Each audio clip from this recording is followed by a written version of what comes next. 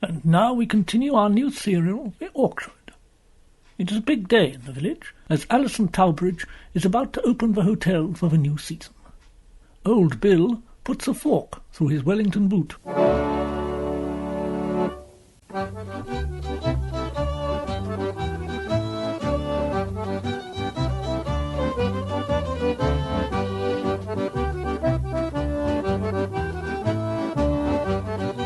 There you are, Mrs. Bidderdale. You're 20 minutes late. I had to make a start on cleaning the hotel myself. The first guests of the season arrive at 3. There now, don't you worry, Mrs. Talbridge. I'm here now, and I'll stay on and help with the afternoon teas. You're such a treasure. How about I put that kettle on? That would be wonderful. I've never got the hang of modern kettles. There we are. Won't be long. I didn't mean to snap. I've had this terrible migraine all morning. How about a nice slice of that chocolate cake with our tea? Do you think I should? You worried about your waistline? I meant the migraine. Oh, that's an old wife's tale, that is.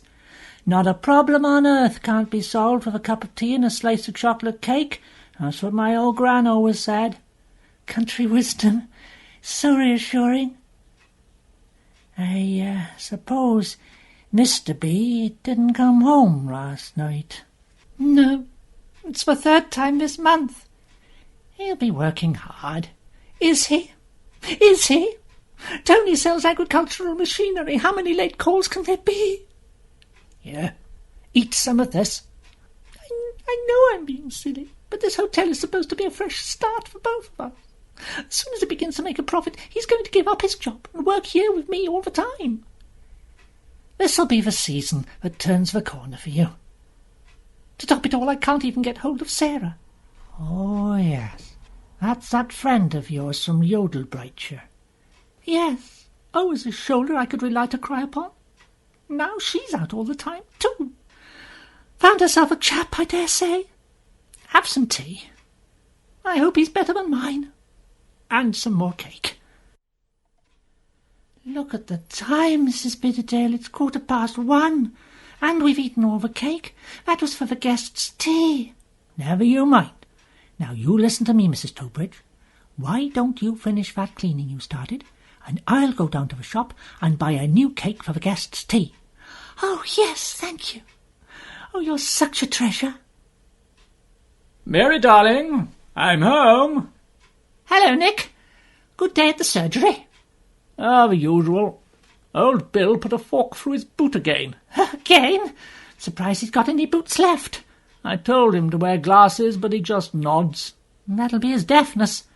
I wrote down the address of a place over in Yodelbrightshire for ear trumpets. I don't think he's been. Supper's nearly ready. Oh, I meant to tell you. A new couple have moved into the orchard. Really? I overheard him saying something to the squire. Couldn't catch what, but I'm sure he didn't have a country accent. That's marvellous.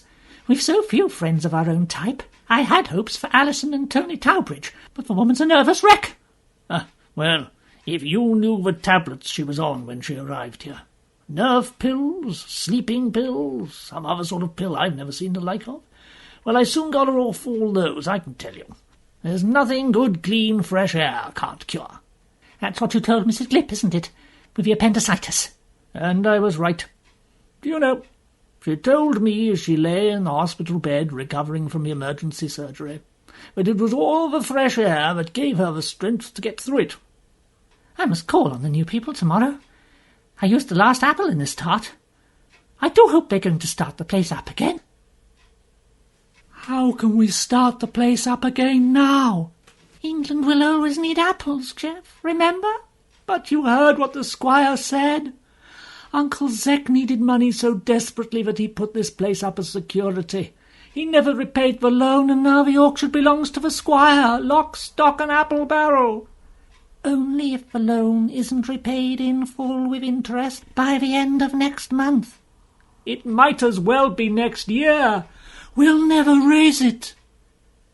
That woman who came to say hello, Mrs. Bidderdale, she said the hotel is opening up today for its new season. So? Guests eat apples. If we can do a deal to supply the hotels with apples every year, the strength of that order may be enough to guarantee the bank a loan for the money to pay off the squire. Are you sure? That secretarial course wasn't a complete waste of time, you know. No. Oh, you're wonderful, darling. I shall go up to the hotel first thing. But now... Yes, we've got apple seeds to plant. You been practising for Sunday, Dad? Or... When was the last time Canon Water asked you to read the lesson? As long as that? Cheek. That's one of the oldest families here. Which one is it? Oh, I love that one. I'm surprised that lion didn't eat him, mind. Then again, it could have had all its teeth taken out, like we do at the circus. Now, how about a big slice of chocolate cake that found its way into my bag? Leave some for Tim, Tom and Tam, though. And the other one. Tony, is that you? Yes, it is. At last. The guests are here. There's a man and his wife, an old lady, 2 Dutch people, Lord knows why, and a couple with their child. She's called Doreen. I could do with a hand. I don't know how to tell you this, Alison, so I'm just going to come straight out with it. Go on. Mother is in the car. She's going to move in with us. Permanently. I'm sorry, but there it is. You have been listening to The Orchard, a tale of country people and their fruit. Will Miriam and Jeff be able to save the orchard? Why has Tony's mother come to stay? In our next instalment, a surprise awaits Dr. Clark. Canon Water has an announcement. Listen to the next episode on Monday evening at 5:05. The writer this week is Marmaduke Leicestershire. The fruitery consultant is Professor Max Gravito. And the editor is Silas Haverstock. The Orchard is set in an unspecified geographical location.